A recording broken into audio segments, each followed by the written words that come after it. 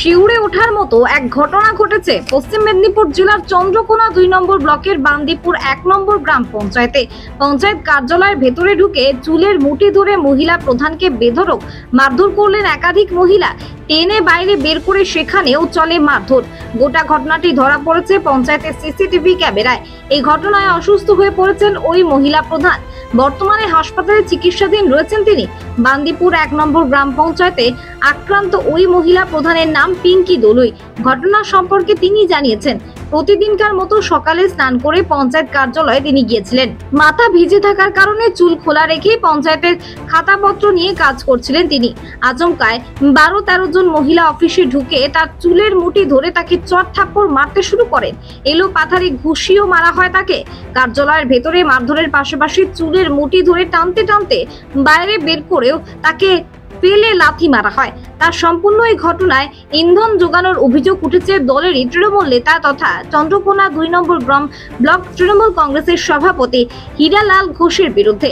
পঞ্চায়েত প্রধান পিঙ্কি দলুইয়ের অভিযোগ, ব্লক সভাপতি হীরালাল ঘোষ নিজের মতো করে পঞ্চায়েত চালাতে চান, তোলাবাজি করতে চান, কিন্তু ওনার মর্জি মতো কাজ করেনি বলে উনি নিজে দাঁড়িয়ে থেকে মহিলাদের দিয়ে আমাকে মারধর করিয়েছেন। ঘটনাটা বলতে ফার্স্ট যখন যেদিন আমাদের তৃণমূল জিতে সেই দিনে হচ্ছে তোমার ভোট গণনা হলো, সেদিন আমি 11টা সাড়ে 11টার মধ্যে অফিসে ঢুকে যাই। সেদিন থেকে আমাকে হুমকার দেওয়া হচ্ছে, ফোন টোন করেনি কিছু। হীরালাল ঘোষের নেতৃত্ব এসে আমাকে প্রথমে হচ্ছে হুমকি দেওয়া গেলো যে সোমবার দিনে আসলে আপনাকে দেখে ছাড়বো। আর আজকেও সেম তাই সেই কেসটি হয়েছে। আমাদের ব্লক সভাপতি হীরালাল ঘোষ বাইরের গেটে দাঁড়িয়ে আছে, দাঁড়িয়ে থেকে 12-13 জন মহিলাকে কথা বলে অঞ্চলে ঢুকালো। আমি দেখিনি অন্তত দিয়ে, এবারে অনেকজনই হবে। আমাকে যে কজন মারছে সেই মুহূর্তে কি এতজনের কথা বলা যাবে? পুরো অঞ্চলটা একবার ভর্তি হয়ে গেছে, এত মেয়ে আছে, মেয়ের সংখ্যা।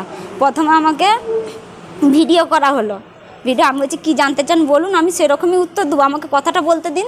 আমার চুলটা ভিজা ছিল, তখন চুলটা খোলা ছিল। এবারে 4-5টা মহিলা আমার গালগুলো চড়ালো, চড়িয়ে চুলমুলটাই ধরে ফেললো, দিয়ে আমার শাড়ি টাড়ি সবকে খুলে দিয়ে, এই শাড়িটা আগিরটা খুলে দিয়েছে, আঁচলটা দিয়ে সেফটিন ফেফটিন সব ছিঁড়ে আমার চলে গেল। হাতে লাগলো, পায়ে চিড়ে দিয়েছে যে রক্ত বেরিয়েছে। পেটটাই 4-5 মেয়ে পা দিয়ে দলকি দিল, সুই করে দিয়েছিল আমাকে, অঞ্চলের ভিতরেই সুই দিয়েছিল, রুমটাই বস করে দিয়েছিল। আমার রুমেই বেশি মারপিটটা হয়েছে, ফাঁকে কম হয়েছে। তারা আমাকে সবসময় টার্গেট রেখেছে, হীরালাল আমাকে ওই পদ থেকে সরাবে, আমাকে একদম সহ্য করতে পারে না সে।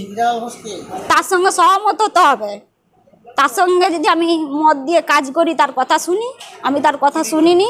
চুরি করতে হবে, হ্যাঁ, তলাবাজি সে করতে আসবে অফিসে, সেইটি আমাকে মেনে নিতে হবে প্রধান হয়। আমি সেটি মানিনি, আমি প্রতিবাদ করেছি বলে তাই আমার আজকে এই দশা। খারসা গ্রাম বলি, হ্যাঁ, বান্দিপুর নয়, হ্যাঁ, ব্লক সভাপতি। সেও তৃণমূলে, সে গোষ্ঠী তৈরি করেছে। সে বলতে চাইছে কি, আগে যেহেতু সে বোর্ড একটা চালিয়েছিল, সে সেম খুঁজছে যে আগের বোর্ডে যারা ছিল তাদেরকে নিয়ে রাজনীতি করব, প্রধানের চেয়ারে বসে থাকবে। আমাকে তার কথা শুনতে হবে।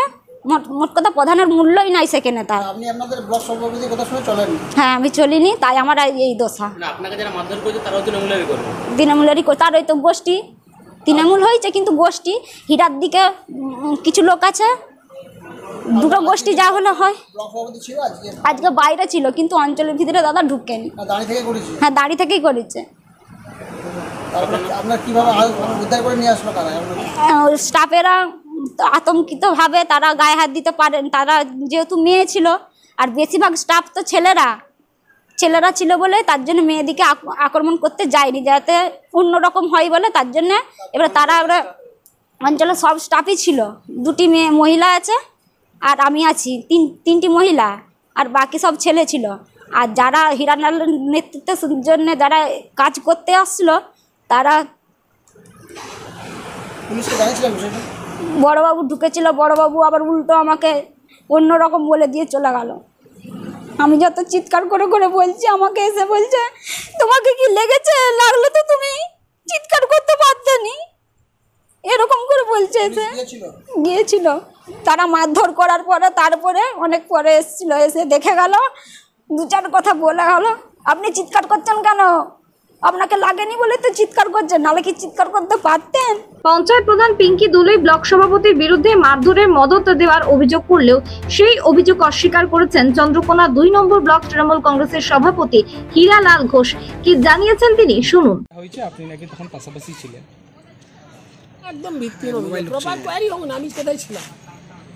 একটা ঘটনা ঘটেছে সেটাও দেখেছি। আবার পরশু দিনে কে অজ্ঞাত পরিচয় কিছু ব্যক্তি নজরুল গায়েনের নেতৃত্বে ওখানে পার্টি অফিস, শাসক দলের 4 তারিখে রেজাল্ট বেরিয়েছে, 7 তারিখে পার্টি অফিসের ভেতরে হোল টাইমার এবং আরও 3 জন কর্মীকে লাত চড় ঘুরছি মেরে লাঠি সোটা নিয়ে মদ খেয়ে 10-12টা মোটরসাইকেলে চড়াও হয়ে দুপুর 12টা-1টার দিকে যে ঘটনাটা ঘটেছে, তাহলে আমি যদি বলে দিই তার পাশে অরূপ ধারা দাঁড়িয়েছিল।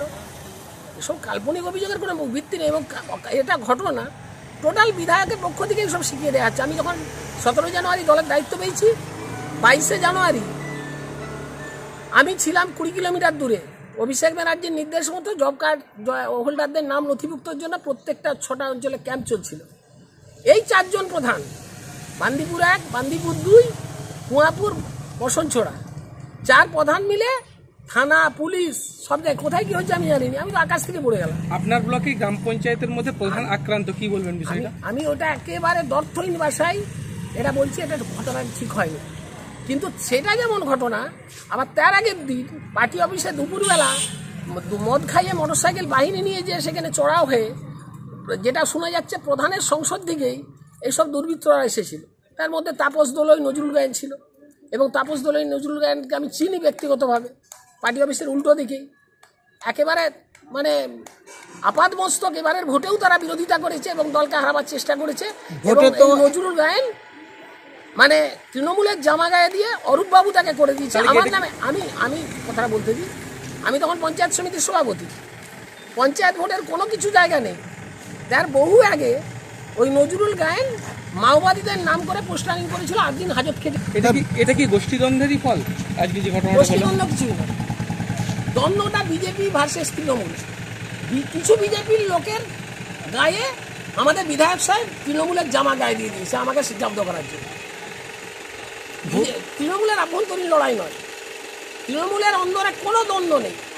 এখন বিধায়ক সাহেব নিজের কর্তৃত্ব কায়েম করার জন্য, নিজের স্বার্থ কায়েম করার জন্য, আমি এখনো বলছি আমাদের 6টা গ্রাম পঞ্চায়েতের মধ্যে ভগো 1, 2 বাদে 4টা গ্রাম পঞ্চায়েত তৃণমূল পরিচালিত হয়নি। পঞ্চায়েত সমিতি এবং 4টা গ্রাম পঞ্চায়েত অরূপ ধারা পরিচালিত হচ্ছে, যার জন্য সমস্যাগুলো হচ্ছে। আমি তো দলের মিটিং দেখেছিলাম, প্রধান সহ সমস্ত মানে পঞ্চায়েতের কর্মকর্তা পরশুদিনে আমাদের পার্টি অফিস হামলা হওয়ার পর আমি তো কালকে ডেকেছিলাম মিটিং, চিঠি দিয়ে। আমি ব্লক সভাপতি হিসাবে আমি ওই প্রধান দিকেও ডেকেছিলাম। আপনি তো ব্লকের সভাপতি, এই বিষয়ে কি জানিয়েছিলেন? আমরা ঊর্ধ্বতন জেলা নেতৃত্ব জানিস পরশুদিনের ঘটনাও জানিয়েছি এবং আজকের ঘটনাও তাৎক্ষণিকভাবে আমি দলকে জানিয়েছি। ঠিক আছে, এটা তো ঘটনা মানে, কিন্তু এই যে আমি নাট্যরূপ দেওয়া হচ্ছে এবং কাল্পনিক অভিযোগ আনা হচ্ছে, সবটাই অরূপ ধারার নির্দেশ। পঞ্চায়েতে ঢুকে মহিলা প্রধানকে নৃশংসভাবে মারধরের এই ঘটনা অত্যন্ত দুঃখজনক বলে মন্তব্য করেছেন স্থানীয় বিজেপি নেতা সুদীপ কুশারি। তবে সম্পূর্ণ এই ঘটনায় তৃণমূলের গোষ্ঠীদ্বন্দ্ব কাজ করছে বলে তিনি অভিযোগ করেন। ঘটনাটা শুনেছি, একজন মহিলাকে মারধর করা এটা হচ্ছে দুঃখজনক। তার থেকেও বড় কথা এদের গোষ্ঠীদ্বন্দ্ব বা ইত্যাদি এইসব নিয়ে আমরা খুব একটা চিন্তিত নই। আমরা চিন্তিত যে ওই গ্রাম পঞ্চায়েতের সাধারণ নাগরিক যারা আছে তাদের পরিষেবা কিভাবে তারা পাবে। আজকের দিনে দাঁড়িয়ে এদের ক্ষমতা দখলের লড়াইয়ে সাধারণ মানুষের প্রাণ অস্কাগত। স্বাভাবিকভাবে ওইখানকার মানুষ কিভাবে সরকারি পরিষেবা পাবে সেটা নিয়েই আমরা চিন্তিত। আজকের দিনে দাঁড়িয়ে এই তৃণমূলের এই যে নোংরামি, এই যে নোংরা কালচার, এটা তো দীর্ঘদিন ধরে চলে আসছে, এটার অবসান হওয়া দরকার। আশা রাখি আগামী দিনে সাধারণ মানুষ আরও সংগঠিত হবে এবং বুঝবে। এই ঘটনাকে কী চোখে দেবো? বললাম তো যে আজকে এদের এই ক্ষমতা দখলের লড়াইকে কেন্দ্র করে সাধারণ মানুষের পরিষেবা ব্যাহত। স্বাভাবিকভাবে আমরা সাধারণ মানুষের কথা ভাবি। এদের গোষ্ঠীদ্বন্দ্ব, এদের ক্ষমতা নিয়ে আমাদের কোনো বক্তব্যও নেই, সেদিকে আমাদের কোনো দৃষ্টিপাতও নেই। আমরা সাধারণ মানুষের পরিষেবার কথা বলবো। ওই পঞ্চায়েতে সাধারণ মানুষ যারা আছেন তারা কিভাবে পরিষেবা পাবে সেটা নিয়েই আমরা চিন্তিত। অন্যদিকে দলের মহিলা প্রধানকে মারধরের ঘটনায় চন্দ্রকোনার বিধায়ক অরূপ ধারা বলেন, পুলিশের কাছে অভিযোগ জানানো হয়েছে যে যারা এই কাণ্ড ঘটিয়েছে তারা যাতে উপযুক্ত শাস্তি পায়, সেটাই আমাদের দাবি থাকবে। ঘটনা একটা ঘটেছে চন্দ্রকোনা 2 নম্বর ব্লকের বান্দিপুর 1 গ্রাম পঞ্চায়েতের প্রধানের উপর আক্রমণ হয়েছে, তাকে হেনস্থা করা হয়েছে, তাকে মারধর করা হয়েছে। আমি প্রধানকে এবং পঞ্চায়েত মেম্বারদেরকে বলেছি পুলিশের কাছে অভিযোগ জানাতে। আমি পুলিশের সাথেও কথা বলেছি। দোষী যে বা যারা এই ঘটনা ঘটিয়েছে তারা যেন শাস্তি পায়, এটুকুই আমার বলার, আর কিছু নেই বলার। সেটা প্রশাসন দেখছেন, প্রশাসন দেখছে, প্রশাসন দেখবে। আর আমাদের নেতৃত্বকেও আমি জানিয়েছি, ওনারাও দেখছেন। অবশ্যই নিশ্চিত জানাবো। চন্দ্রকোনার বান্দিপুরে গতকালের এই ঘটনার পর আজ সকাল থেকে এলাকা একেবারে থমথমে রয়েছে। আতঙ্কে পঞ্চায়েতে আসেননি পঞ্চায়েতের সদস্যরা। এদিকে এলাকা মোতায়েন করা হয়েছে কেন্দ্রীয় বাহিনী। দফায় দফায় চলছে রুট মার্চ। নিরোগ ডায়াগনস্টিক, এখানে পাবেন রোগ নির্ণয়ের অত্যাধুনিক বিদেশি মেশিন, অভিজ্ঞ রেডিওলজিস্ট এবং প্যাথোলজিস্টের সমন্বয়ে বিশ্বাসযোগ্য নির্ভুল রিপোর্ট। আরামবাগ শহরের সর্বপ্রথম CT scan, ultrasonography, endoscopy, colonoscopy, colour doppler, echocardiography, digital X ray, EMG, NCB, ECG, EEG, advance প্যাথোলজির মতো সুবিধাযুক্ত প্রতিষ্ঠান। এছাড়াও আছে বিভিন্ন বিভাগের অভিজ্ঞ চিকিৎসক দ্বারা ওপিডি ক্লিনিক। ঠিকানা কোর্ট রোড, আরামবাগ, হুগলি। যোগাযোগ নম্বর 9732843677।